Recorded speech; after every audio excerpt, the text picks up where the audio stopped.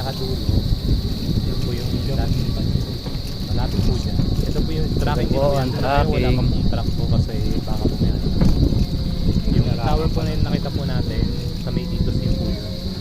Ayan, may nakapark po dito truck. Yun din po yun. Ito po, Sa papunta nakita sa nila, lote. corner lot.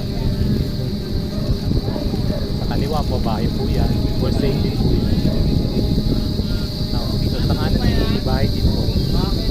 Yung may truck po na yun na nakapark, doon po yung lote. Pinakalat po mismo. Na 480 square meters po siya. Puntahan po natin. Ayan. Maganda po yung kalsada po niya. Kita niyo po nga. Yan. Pinakalat.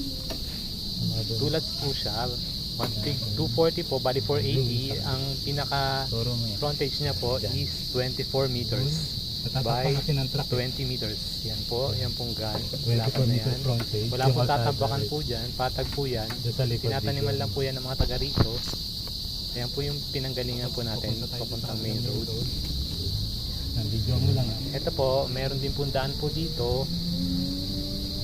So, balik din po sa main road. Video mo din daan yung umikot na at hindi na po kayo mahirapan pa na maniobra. Yan po sa diretso. Bahay din po doon. Palabas din po doon. Nandun po yung chapel. Tsaka yung pinaka court po. Opisina ng Richmond Village. Ito po mismo.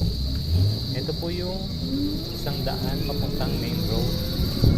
Pala sa kabila meron din daan papuntang main road. Yan po yung daan na yan papuntang main road. Yung masasakyan po na yun. Yan po yung daan. Yan po yung court. Yan yung nakikita natin. Medyo malayo lang po. Ito po isang warehouse din po yan. Yan. Warehouse din po yan. Ayan po yung main road yan. Para nakakita po